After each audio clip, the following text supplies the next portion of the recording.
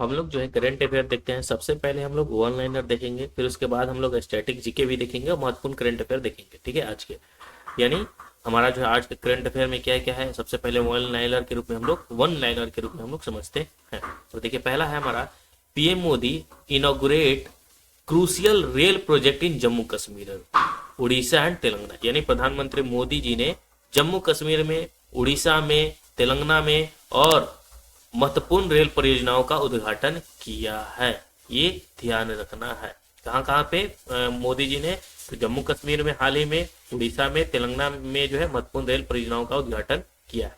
Next है question हमारा second number, LS speaker Om Birla, जो लोकसभा के स्पीकर ओम बिरला हैं, इनॉग्रेट पंचायत से पार्लियामेंट 2.0 प्रोग्राम। यानी इन्होंने, लोकसभा जो अध्यक्ष ओम बिरला साहब है, इन्होंने पंचायत से संसद, ठीक है, 2.0 कार्यक्रम का उद्घाटन किया है। ये भी ध्यान रखना है। नेक्स्ट हमारा है question, union minister H D. Kumaraswamy launches PLI scheme 1.1 for the steel industry. यानी स्टील इंडस्ट्री के लिए जो है, जो केंद्रीय मंत्री एच.डी. कुमार स्वामी हैं, उन्होंने इस्पात उद्योग के लिए पीएलआई योजना 1.1 जो है शुभारंभ किया है। यह भी ध्यान रखना है। वन लाइनर है, आराम से समझ सकते हैं। नेक्स्ट है कि aero India 2025 Asia biggest aero show to be held in Bengaluru from 10 से 14 फरवरी। यानी कहने का मतलब जो एरो इंडिया है 2025, तो एरो इंडिया ने क्या किया है कि एशिया का सबसे बड़ा एरो शो किया है। 10 से 14 फरवरी तक बेंगलुरु में आयोजित किया जाएगा। यानी एरो इंडिया ने घोषणा किया है कि एशिया का सबसे बड़ा जो है एरो शो का आयोजन किया जाएगा। वो कब से कब तक, तो 10 से 14 फरवरी तक वहां पे आयोजन होगा। तो बेंगलुरु में इसका आयोजन होगा, और ये किसने, तो एरो इंडिया ने किया है। ठीक है। नेक्स्ट है हमारा कि जो कनाडा के पीएम जस्टिन ट्रूडो हैं, announces his resignation as leader of the ruling Liberal Party. यानी जो कनाडा के जो प्रधानमंत्री हैं जस्टिन ट्रूडो, उन्होंने सत्तारूढ़ जो सत्ता में थी लिबरल पार्टी, उसके नेता के रूप में अपने इस्तीफा की घोषणा की है। नेक्स्ट हमारा है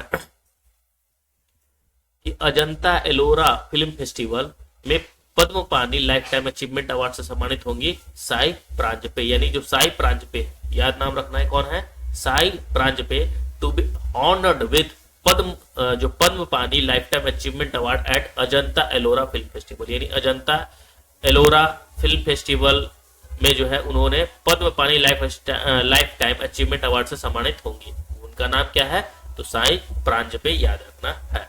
तो सीधा प्रश्न पूछेगा कि अजंता एलोरा फिल्म फेस्टिवल में पद्म पानी लाइफ टाइम अचीवमेंट अवार्ड किसे दिया गया, तो साई प्रांजपे को दिया जाएगा।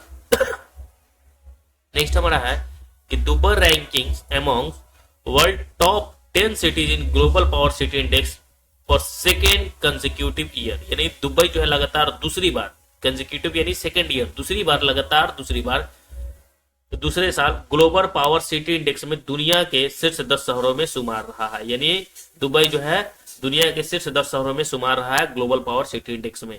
नेक्स्ट हमारा है कि India and France are holding the presidency and co chairmanship of the 7th ISA assembly.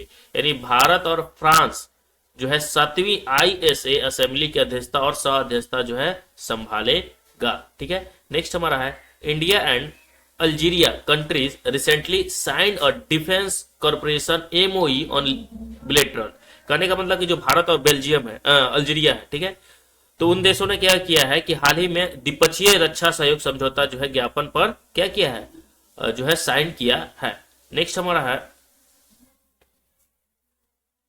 कि जो है नेक्स्ट क्या है कि Batticaloa teaching hospital new surgical unit added by India of inaugurate in Sri Lanka. यानी जो है Batticaloa teaching hospital new surgical unit जो है भारत द्वारा सहायता प्राप्त श्रीलंका में जो है उद्घाटन किया जाएगा।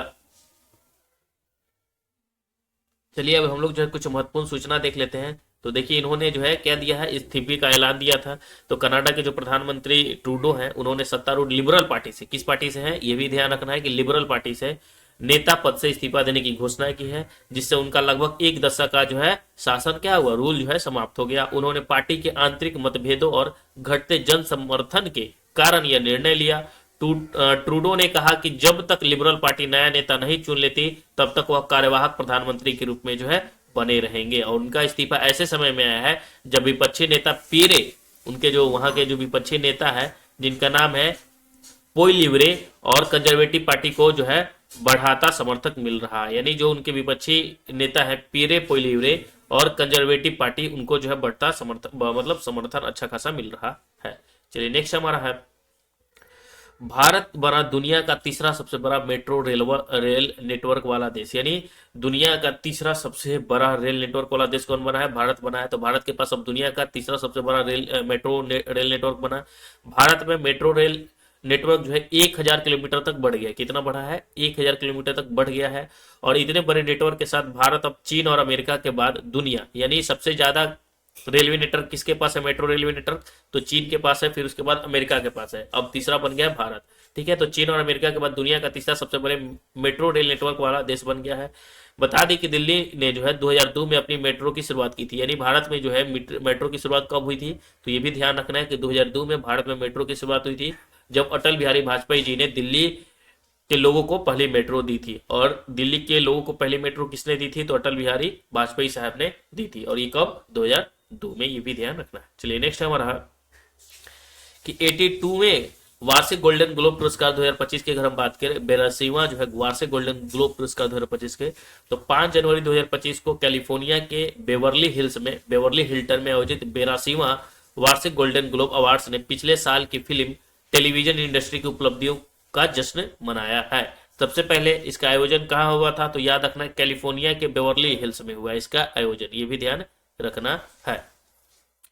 प्रदर्शनों से लेकर निर्देशक, पटकथा, लेखक और संगीत की उपलब्धियां तक, इस कार्यक्रम के मोशन पिक्चर और टेलीविजन दोनों क्षेत्रों में असाधारण प्रतिभा और अभूतपूर्व कार्यों को उजागर किया। उल्लेखनीय है कि विजेताओं में द ब्रूटलिस्ट के लिए मोशन पिक्चर ड्रामा में सर्वश्रेष्ठ अभिनेता के लिए एड्रियन बॉडी और एमिलीज पेरिस के सहायक भूमिका में सर्वश्रेष्ठ अभिनेत्री के लिए जो सल्दाना शामिल थे। और यह समारोह ऐतिहासिक था, जिससे निक्की ग्लोसर गोल्डन ग्लोब्स के अकेले होस्ट करने वाले पहली महिला बनी। तो होस्ट करने वाली पहली महिला कौन बनी? ये भी याद रखना है, निक्की ग्लेसर गोल्डन ग्लोब्स। ठीक है, तो इसको ध्यान रखना है।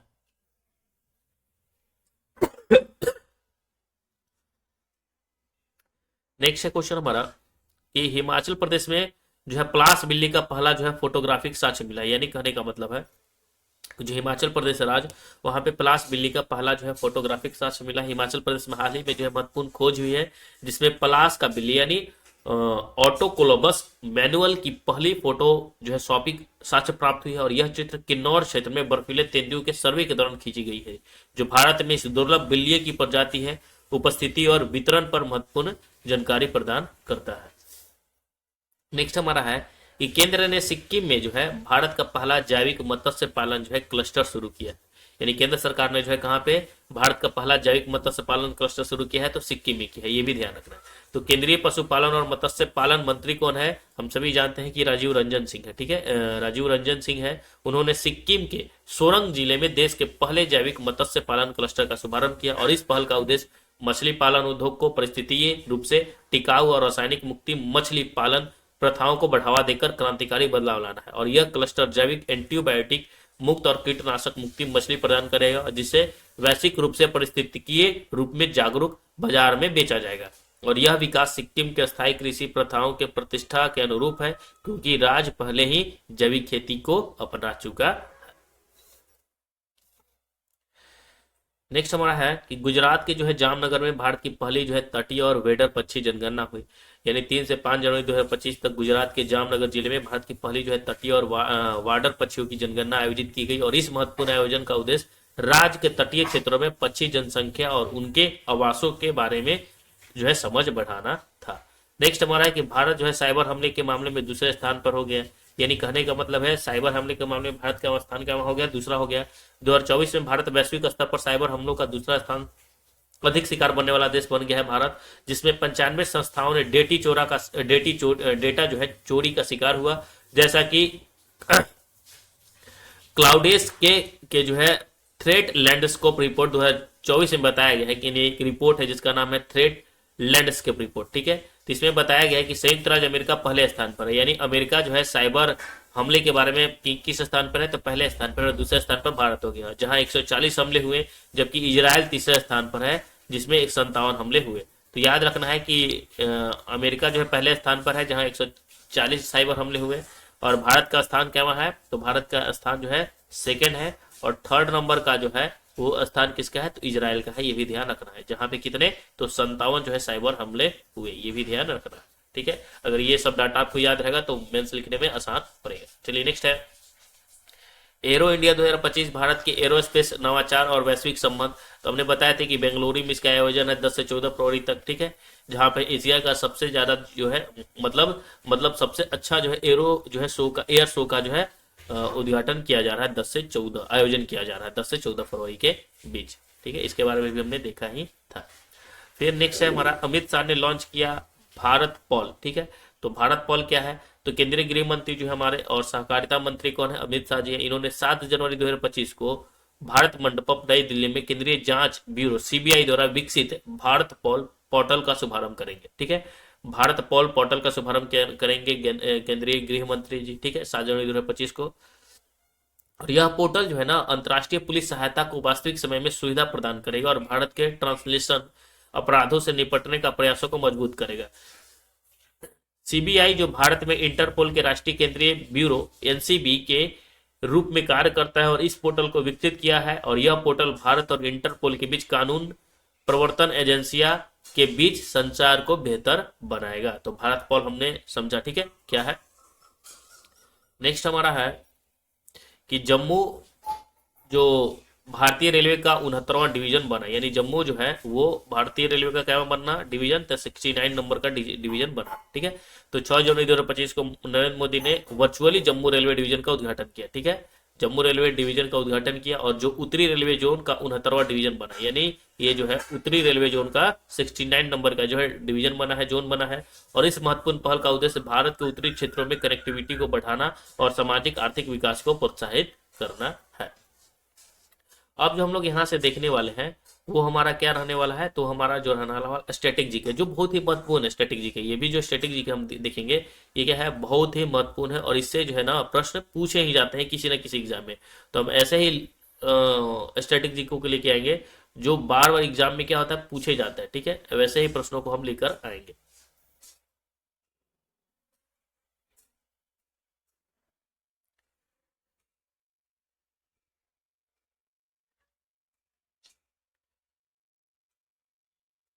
तो हम लोग देखते हैं भारत के विश्व धरोहर स्थल। ठीक है, इससे जो है प्रश्न पूछे जाते हैं।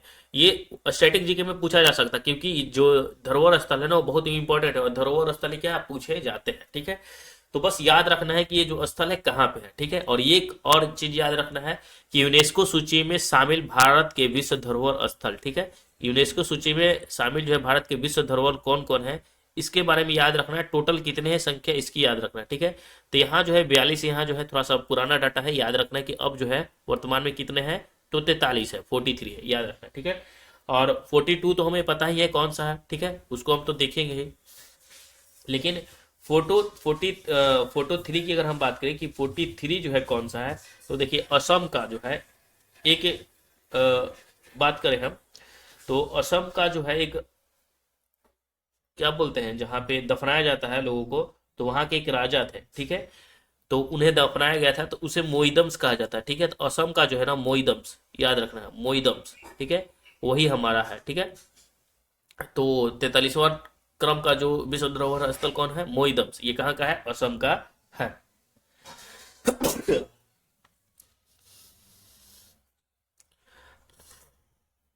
तो 42 ना होकर कितना हो गया है, तो याद रखना है कि 43 हो गया है। ठीक है, जिसमें 35 जो है सांस्कृतिक है, 7 प्राकृतिक है। 35 कितने हो गए सांस्कृतिक, 7 प्राकृतिक, और एक जो है मिश्रित धरोहर शामिल है। ये भी ध्यान रखना है। ठीक है, यहाँ 34 ना गया, 35 हो गया, और 43 टोटल हो गए। ठीक है, अब सबसे पहले जो अगर हम बात करते हैं सांस्कृतिक जो धरोहर है वो कितने हैं, 35 हो गए। ठीक है, ये याद रखना है 35। तो देखिए सबसे पहले ये पूछता है बार बार कि आगरा का किला कहाँ है, तो उत्तर प्रदेश में ये पहला जो है ये 1983 में से शामिल किया गया था। फिर अगर हम बात करें अजंता की गुफा कहाँ है, महाराष्ट्र में है। एलोरा की गुफा कहाँ है, महाराष्ट्र में। ये बार बार स्टैटिक में पूछा जा सकता है। ठीक है, 1983 में। ताजमहल कहाँ है? तो उत्तर प्रदेश में है। सूर्य मंदिर जो कोणार्क का है वो कहाँ है? उड़ीसा में है। महाबलीपुरम में स्मारकों का समूह कहाँ है? तमिलनाडु में है। और गोवा के चर्च और जो है कॉन्वेंट कहाँ है? तो गोवा में है। ठीक है। खजुराहो कहाँ है? खजुराहो स्मारक तो मध्य प्रदेश में है। ठीक है। और हम्पी में स्मारक जो कहाँ है? हम्पी का स्मारक जो है कर्नाटक में। फतेहपुर सीकरी जो है उत्तर प्रदेश में है। ठीक है। और पदाकल के स्मारक जो है ये भी जो है विश्व धरोहर में है, कर्नाटक में। एलिफेंटा गुफा जो है महाराष्ट्र में है। ठीक है। और ग्रेट लिविंग चोल जो है तमिलनाडु में है। ठीक है। सांची में बौद्ध स्मारक मध्य प्रदेश में है। हुमायूं का मकबरा दिल्ली में है। कुतुब मीनार दिल्ली में है। ठीक है। और भारत का पर्वतीय रेलवे जैसे पश्चिम जो बंगाल, तमिलनाडु, हिमाचल प्रदेश, इन सबको जो है, जो भारत का पर्वतीय रेलवे, इन सबको जो विश्व धरोहर में शामिल किया गया। बोध गया में जो महाबोधि मंदिर है उसको भी बिहार क्या है जो 2002 में इसे शामिल किया गया था, ये भी ध्यान रखना है। भीमबेटका का रॉक शेल्टर जो है मध्य प्रदेश में है। छत्रपति शिवाजी टर्मिनल, ठीक है, जो पूर्व में विक्टोरिया टर्मिनल था वो महाराष्ट्र में है, ये भी इसे भी शामिल किया गया है। और चंपानेर पावगढ़ पुरातत्व पार्क जो है वो कहाँ पे है? गुजरात में है। ठीक है। पूरे विश्व में अगर हम बात करें सबसे ज्यादा जो विश्व धरोहर है वो कहाँ पे है? तो भारत में ही है। अब देखिए यहाँ पे लाल किला का परिसर दिल्ली में है। जंतर मंतर जयपुर, ये सभी जो है क्या है? विश्व धरोहर है। राजस्थान में है, राजस्थान की पहाड़ी राजस्थान में है। रानी का बाग गुजरात में है। ठीक है। रानी की बावड़ी जिसे पाटन भी कहा जाता है। नालंदा महाविहार स्थल बिहार में है। और लेक अबूसियर का जो है स्थापत्य कार्य चंडीगढ़ में है। अहमदाबाद का जो ऐतिहासिक शहर है वो गुजरात में है। मुंबई के Victorian Gothic and art deco ensembles जो है मुंबई में है। जयपुर शहर राजस्थान में है, ये भी ध्यान रखना है। काकतीय जो रुद्रेश्वर है तेलंगाना में है। ठीक है। इसे रामप्पा मंदिर भी कहा जाता है, 2021 में इसे शामिल किया गया था। धौलावीरा जो है एक हड़प्पा स्थल है, गुजरात में 2021 में इसे शामिल किया गया था। शांति निकेतन पश्चिम बंगाल में इसे 2023 में शामिल किया गया था। होयसल का पवित्र मंदिर समूह जो है कर्नाटक में, इसे 2023 में शामिल किया गया था। और अगर हम 35 की बात करें तो 35 नंबर वाला कौन सा हमने बताया था कि 35 नंबर वाला जो है मोइदम है। ठीक है। कौन सा है? मोइदम, मोइदम्स। ठीक है। और ये जो है कहाँ का है? तो वो असम का है, ये भी ध्यान रखना है। ठीक है। असम का है मोइदम्स। चलिए, तो हमने जो है 35 जितने विश्व धरोहर थे उन सबको देखा। और इससे प्रश्न पूछा जाएगा स्टैटिक में कि हुमायूं का मकबरा कहाँ है। ठीक है। तो ये सब प्रश्न पूछे जा सकते हैं, तो आपको तो सभी पता ही होगा। ठीक है। काकतीय रुद्रेश्वर जो रमप्पा मंदिर है वो तेलंगाना में है। ठीक है। ये सभी आप पता रहता है। अब देखिए, अब प्रकृति में साथ की अगर हम बात करें तो जैसे काजीरंगा राष्ट्रीय उद्यान असम का है। ठीक है। ये 1985 में इसे शामिल किया गया था। मानस असम का है। केवलादेव राष्ट्रीय उद्यान राजस्थान का है। सुंदरवन राष्ट्रीय उद्यान पश्चिम बंगाल का है। नंदा देवी और फूलों की घाटी उत्तराखंड का है। पश्चिम घाट महाराष्ट्र, कर्नाटक, केरल और तमिलनाडु का है, जो 2012 में शामिल किया गया था। और ग्रेट हिमालय राष्ट्रीय उद्यान राष्ट्रीय क्षेत्र जो है हिमाचल प्रदेश में है। ग्रेट हिमालय, ठीक है, हिमाचल प्रदेश, हिमाचल प्रदेश 2014 में इसे शामिल किया गया था। अगर हम बात करें कंचनजंगा, तो कंचनजंगा जो मिश्रित है, ठीक है, कंचनजंगा राष्ट्रीय उद्यान जो कहाँ का है? सिक्किम का है, 2016 का। तो एक मिश्रित है, ये याद रखना है, कंचनजंगा। अब जो हम लोग देखने वाले हैं ये भी इंपॉर्टेंट है। जैसे यूनेस्को की जो है अमूर्त सांस्कृतिक विरासत सूची में जो है शामिल है, उसको हम देख लेते हैं। ठीक है। जो भारत की क्या है? भारतीय विरासत है। तो देखिए, सबसे पहले जो है कुटियाटम, कुटियाटम जो है शामिल किया गया 2008 में। ठीक है। कुटियाटम जो है सांस्कृतिक नाट्य कला, इसे 2008 में शामिल किया गया था। वैदिक मंत्रोच्चारण का परंपरा 2008 में। रामलीला रामायण का जो पारंपरिक प्रदर्शन है, ठीक है, ये 2008 में शामिल किया गया था। रम्मन, रम्मन, ठीक है, रम्मन को 2009 में शामिल किया गया था। छऊ नृत्य को 2010 में शामिल किया गया था। ठीक है। और कालबोलिया जो है राजस्थान का लोकगीत है, उसे 2010 में शामिल किया गया था। ठीक है। मुडियट्टू जो है केरल का अनुष्ठान थिएटर और नृत्य नाटक है मुडियट्टू, इसे 2010 में शामिल किया गया था। ठीक है। लद्दाख का जो है बौद्ध मंत्रोच्चार, जिसे ट्रांस हिमालयी लद्दाख क्षेत्र और जम्मू कश्मीर के पवित्र बौद्ध ग्रंथ का पाठ कहा जाता है, तो इसे 2012 में शामिल किया गया था। जो है संकीर्तन, ये मणिपुर का अनुष्ठान गायक है, 2013 में शामिल किया गया था। पंजाब और जंडियाला गुरु के ठठेरों द्वारा पित्तल के तांबे का बर्तन बनाने का जो है पारंपरिक है ठठेरों के द्वारा, 2014 में शामिल किया गया था। नौरोज को 2016 में, योग को 2016 में, कुंभ मेला 2017 में शामिल हुआ। ठीक है। ये सांस्कृतिक विरासत के रूप में जो यूनेस्को की जो अमूर्त सांस्कृतिक विरासत है, इसको शामिल किया गया है भारत की विरासत के रूप में। कोलकाता का जो दुर्गा पूजा होता है उसको भी शामिल किया गया 2021 में। और गुजरात का जो गरबा है उसे भी 2023 में शामिल किया गया था। अब जो हम लोग देख लेते हैं स्टैटिक जीके में राष्ट्रीय प्रतीकों से संबंधित जो है तथ्य, ठीक है, इससे भी संबंधित तथ्य बार बार एग्जाम में पूछे जाते हैं। तो सबसे पहले हम सभी जानते हैं कि राष्ट्रीय ध्वज हमारा क्या है, तो भारत का जो राष्ट्रीय ध्वज है तिरंगा है, ठीक है। राष्ट्रीय चिन्ह की अगर हम बात करें तो सारनाथ स्थित जो अशोक सिंह का स्तंभ है वही हमारा राष्ट्रीय चिन्ह है। राष्ट्रगान क्या है हमारा, जनगण है। राष्ट्रीय गीत वंदे मातरम है। राष्ट्रीय पशु बाघ है।